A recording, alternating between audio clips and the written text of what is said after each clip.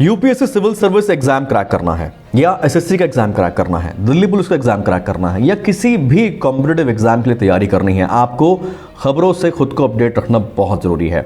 लेकिन अखबार बहुत सारे हैं, पोर्टल बहुत सारे हैं, सोशल मीडिया बहुत सारी है और अब तो व्हाट्सएप पर भी लोग खबरें भेजते हैं एक दूसरे को। लेकिन यहाँ पर दिक्कत यह है कि बहुत सारा नॉन क्रेडिबल और नॉन रिलायबल कंटेंट भी मार्केट में फ्लाई कर रहा है। बहुत सारी ऐसी खबरें हैं जो आपके सिलेबस से, आपके एग्जाम से उनका कोई लेना देना नहीं है। वो हो सकता है वो सनसनी फैलाएं और आपको अपनी तरफ आकर्षित करें, लेकिन आपको अगर अपने एग्जाम से जुड़ी हुई शॉर्ट, क्रिस्प, कंसाइज, बिल्कुल सिलेबस बेस्ड एग्जाम ओरिएंटेड खबरें अगर आपको चाहिए तो इसी जरूरत को पूरा करने के लिए केएसजी इंडिया ने कोशिश की है केएसजी न्यूज फॉर एस्पिरेंट बुलेटिन तैयार करने की। इस बुलेटिन में देश और दुनिया के वो करंट अफेयर्स के टॉपिक्स हम कवर करते हैं, उसमें हम वो फैक्ट्स ऐड करते हैं जो आपसे एग्जाम में पूछे जा सकते हैं। केएसजी न्यूज फॉर एस्पिरेंट्स में सबसे पहले बात करते हैं बुलेट ट्रेन प्रोजेक्ट की, जिसके लिए 24,000 करोड़ रुपए का बुलेट ट्रेन कॉन्ट्रैक्ट अपने आप में एक रिकॉर्ड है। National high speed rail corporation यानी एनएचएसआरसीएल ने गुरुवार को इंफ्रास्ट्रक्चर मेजर लार्सन एंड टर्बो के साथ अहमदाबाद मुंबई बुलेट ट्रेन परियोजना के लिए देश के सबसे बड़े गवर्नमेंट फंडेड 24,000 करोड़ रुपए का सिविल कॉन्ट्रैक्ट किया।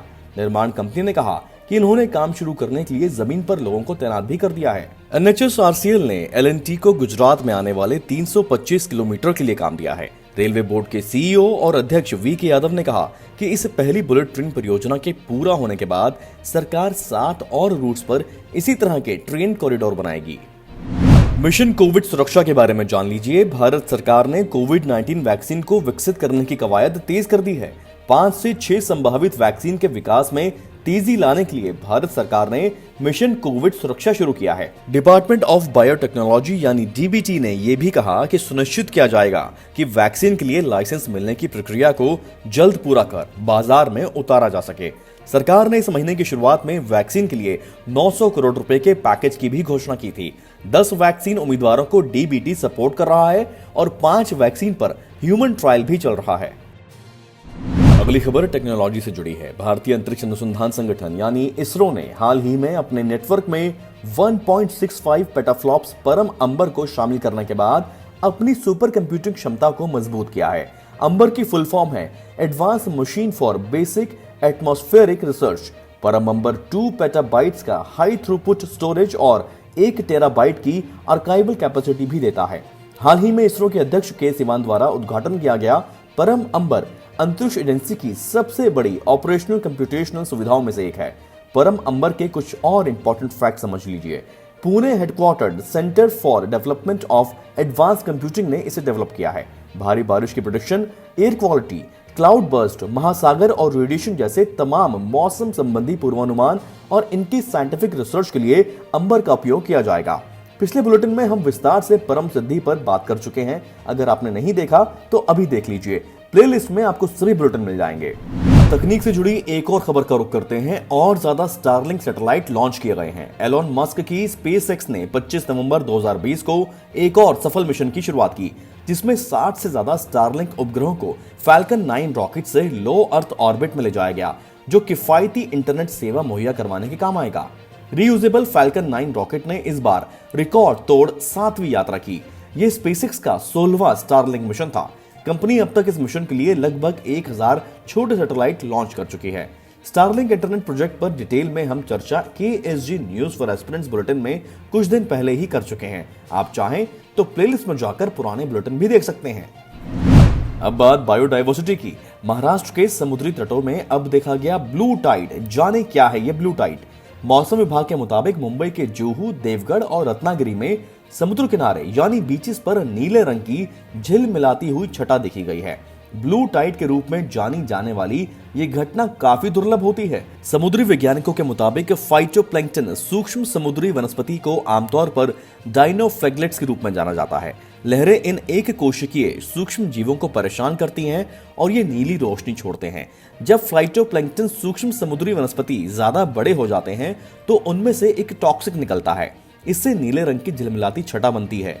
ये ब्लू टाइड इंसानों, मछलियों, शेलफिश और अन्य समुद्री जीवों के लिए हानिकारक भी हो सकते हैं। विशेषज्ञों का कहना है कि बढ़ता तापमान, कार्बनिक पदार्थों की उच्च मात्रा जैसे कि सीवेज और अपशिष्ट और पानी में बढ़ती टर्बुलेंस इस ब्लू टाइड का एक कारण हो सकता है। समुद्री विशेषज्ञों के अनुसार मुंबई में लाइट पोल्यूशन इस घटना को देखने या रिपोर्ट नहीं किए जाने का एक मुख्य कारण हो सकता है, क्योंकि अंधेरे में चमक दिखाई दे रही है।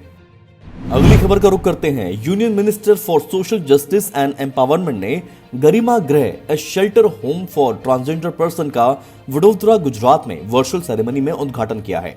ट्रांसजेंडर व्यक्तियों के लिए आश्रय गृह योजना के तहत मंत्रालय ने ट्रांसजेंडर व्यक्तियों के लिए सेफ शेल्टर बनाने का निर्णय लिया है, जिन्हें अपना घर छोड़ने पर मजबूर किया गया है या परिवार द्वारा त्याग दिया गया है। गुजरात के वडोदरा में इस तरह के पहले घर का उद्घाटन किया गया। 25 व्यक्तियों की क्षमता वाला गरिमा गृह अगले साल 31 मार्च तक दिल्ली, मुंबई, चेन्नई, पटना, कोलकाता, जयपुर, रायपुर, भुवनेश्वर और मणिपुर में भी खोले जाएंगे। इन्हें ट्रांसजेंडर समुदाय के नेतृत्व वाले संगठनों द्वारा ही चलाया जाएगा। ये आश्रय समुदाय के सदस्यों को आजीविका के अवसरों से जोड़ने के लिए स्किल ट्रेनिंग भी प्रदान करेंगे। यह एक पायलट प्रोजेक्ट है और इसके सफल होने पर देश के अन्य हिस्सों में भी इसी तरह की योजनाओं को बढ़ाया जाएगा। ट्रांसजेंडर व्यक्तियों के लिए राष्ट्रीय पोर्टल की बात करते हैं, जिसे union minister for social justice and empowerment मंत्री ने लॉन्च किया है। ट्रांसजेंडर व्यक्तियों के लिए यह राष्ट्रीय पोर्टल 29 सितंबर 2020 को transgender persons protection of rights rules 2020 की अधिसूचना के 2 महीने के भीतर विकसित किया गया है।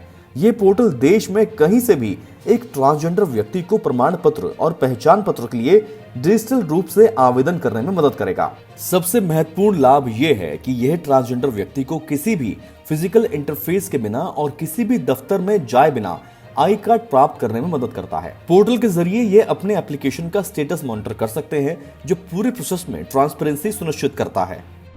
अब बात करते हैं prohibition of unlawful religious conversion ordinance 2020 की। उत्तर प्रदेश कैबिनेट ने गैर कानूनी धर्मांतरण विधेयक को मंजूरी दे दी है। सरकार का कहना है कि इस कानून का मकसद महिलाओं को सुरक्षा देना है। इस विधेयक में जो प्रावधान है, हम उनकी चर्चा करते हैं। लालच, झूठ बोलकर या जोर जबरदस्ती किए गए धर्म परिवर्तन या शादी के लिए किए गए धर्म परिवर्तन को अपराध माना जाएगा। नाबालिग अनुसूचित जाति जनजाति के महिला के धर्म परिवर्तन पर कम से कम 25,000 रुपए जुर्माना और 3 से 10 साल तक की सजा हो सकती है। सामूहिक धर्म परिवर्तन कराने वाले सामाजिक संगठनों पर कम से कम 50,000 रुपए जुर्माना और 3 से 10 साल तक की सजा हो सकती है। धर्म परिवर्तन के साथ अंतर धार्मिक शादी करने वालों को साबित करना होगा कि उसने इस कानून को नहीं तोड़ा। लड़की का धर्म बदलकर की गई शादी को शादी नहीं माना जाएगा। जबरदस्ती प्रलोभन से किया गया धर्म परिवर्तन संज्ञेय और गैर जमानती अपराध माना जाएगा। इस कानून को तोड़ने पर कम से कम 15,000 रुपए जुर्माना और 1 से 5 साल तक की सजा हो सकती है। धर्म परिवर्तन के लिए तयशुदा फॉर्म भरकर 2 महीने पहले डीएम को देना होगा। इसे ना मानने पर 6 महीने से 3 साल की सजा और कम से कम 10,000 रुपए जुर्माना हो सकता है। बढ़ते हैं अगली खबर की तरफ। स्कॉटलैंड बन गया है दुनिया का पहला देश जहां मुफ्त में मिलेंगे सैनिटरी प्रोडक्ट्स। स्कॉटलैंड दुनिया का पहला देश है जो हर उम्र की सभी महिलाओं के लिए फ्री सैनिटरी प्रोडक्ट्स और उनका ग्लोबल एक्सेस प्रदान कर रहा है। स्कॉटलैंड की संसद ने सर्वसम्मति से महिलाओं से जुड़े स्वच्छता उत्पादों को बांटने वाला कानून पास किया है।